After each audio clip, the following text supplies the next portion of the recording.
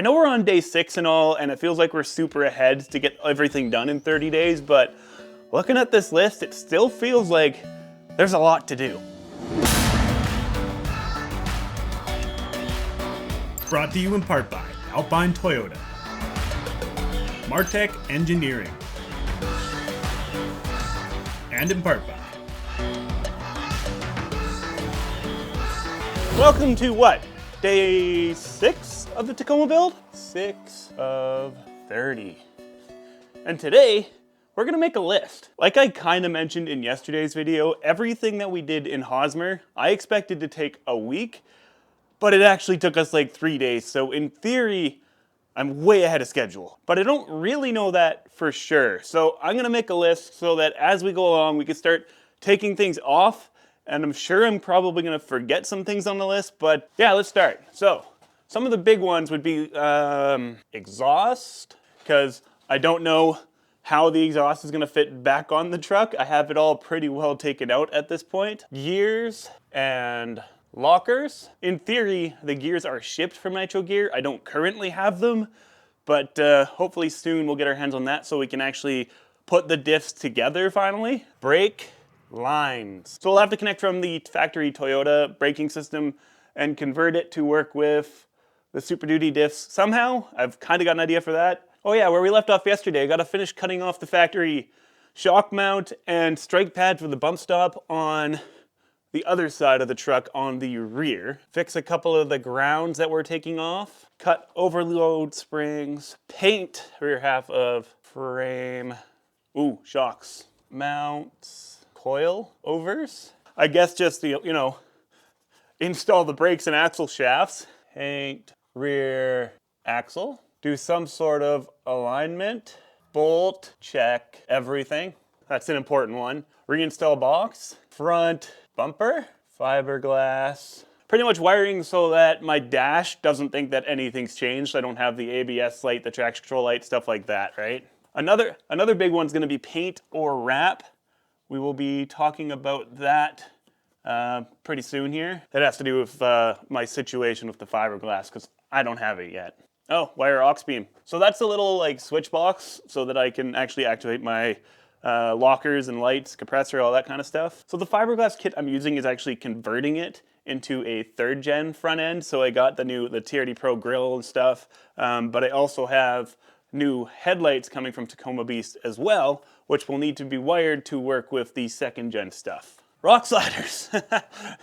Man, I know we're on day 6 and all, and it feels like we're super ahead to get everything done in 30 days, but looking at this list, it still feels like there's a lot to do. But I think for now, I'm just gonna start off, well, where we left off yesterday, cut off those rear brackets and go from there. I've already thought of a couple things that I forgot on that list, like power steering lines and making sure it even starts after all this because we haven't tried it, primarily because there's no exhaust on it. But what do you guys think? You think with the remaining, 24 days, I'm gonna be able to finish everything on this list and get this thing in a running and driving and hopefully wheeling state?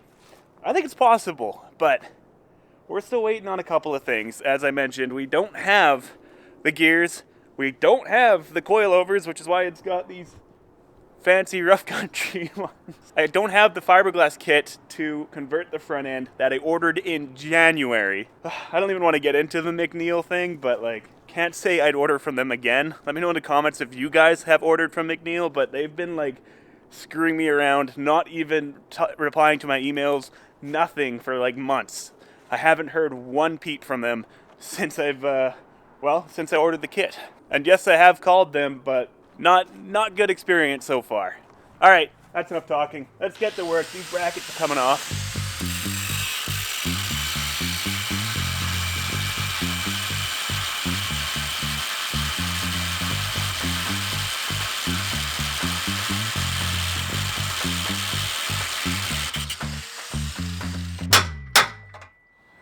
There we go.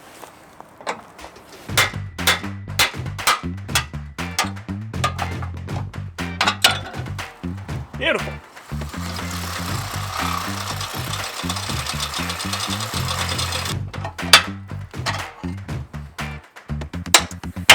Just enough.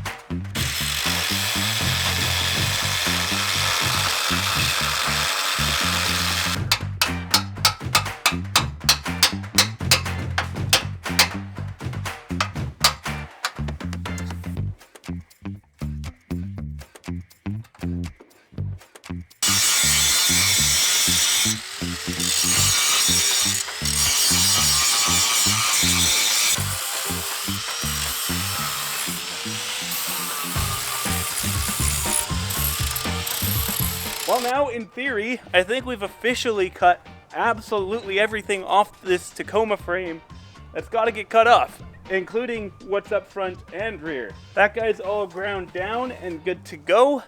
And I think there was this ground here off this harness that got taken off. It used to go here, but it looks like that bolt actually broke off in the frame when it got taken off. So I think we'll just reutilize this other hole back here and we're good to go. What do you think, kitty cat? Good boy. So we line that guy up there. Start that guy.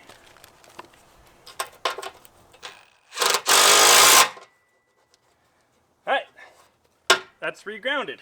So now that all the brackets and stuff are cut off, I think I'm going to go over the frame with the just flapper disc here, just on the outside, and then give it a coat of paint, make it look all fresh and new back here, so that it kind of matches the front that looks all fresh and new, right? At the same time, I'll paint these like rough stuff outrigger brackets and the 63 mounts.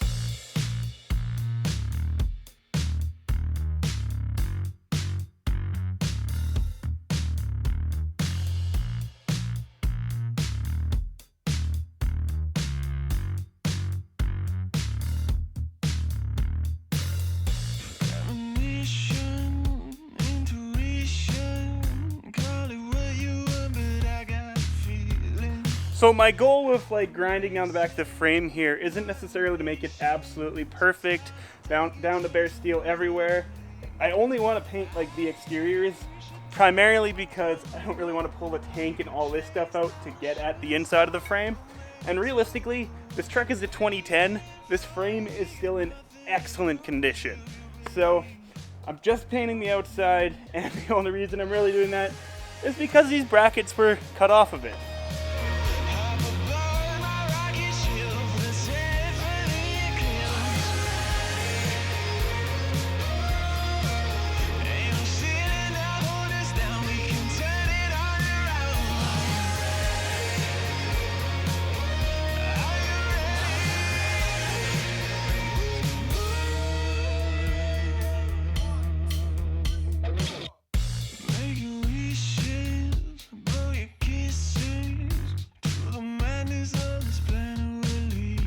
See how this fire smoking? That hasn't been lit in months, like since February. This was all covered in snow. We've had so many freezing nights. Like, it's been out for literally a couple months. And today, it's relighting. Like, there's actual flames and hot embers, red hot embers and spots. What the heck? I'm gonna move the truck away from directly beside the fire and I guess douse it with a hose. I'll update on the fire. It's no longer smoking because I moved all the ashes into this barrel. And update on the truck. Well, since it's all painted now, I think I'm gonna route the harness where it needs to be. And well, I'm gonna be waiting for a buddy to show up so we can throw that bed back on the truck.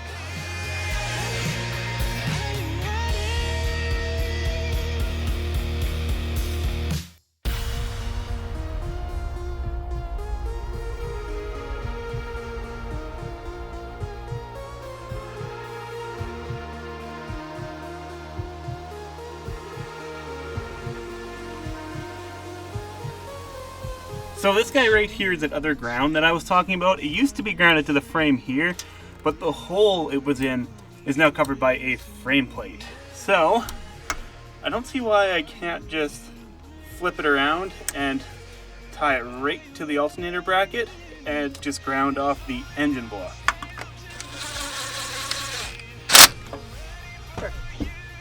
Alright, so I got help, which means we're putting the box on right now. These boxes, they're primarily plastic, right? So it is so light. When we took it off, I just got my wife's help, but it needs to go up higher this time, so her help was a no-go this time around. Okay.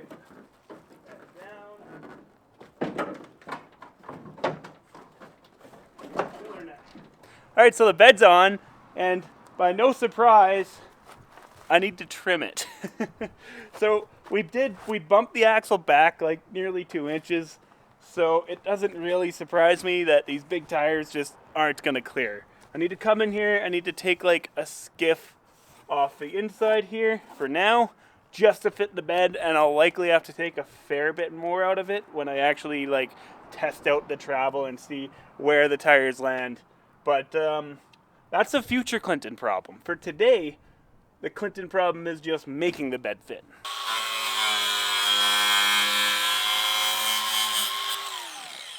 So this is where the body mounts for the box line up with the frame mounts.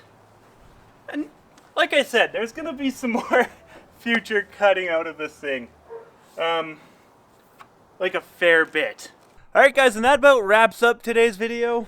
The box is on. That is super exciting. I was on the edge of whether or not I was even going to use a box on this project. I even picked up a flat deck to put on it in its place, but man, I've got a perfectly good box and I just couldn't bring myself to putting a flat deck on it. It just looks so much better. Let me know down in the comments if you guys agree with that. Would you have put a flat deck on it? Probably not. Anyways, guys, if you could do me a huge favor and smash that thumbs up button, and hey, make sure you subscribe because we're daily vlogging until this truck is built, and we've got less than 30 days left to do it. Anyways, I'll see you tomorrow. Peace.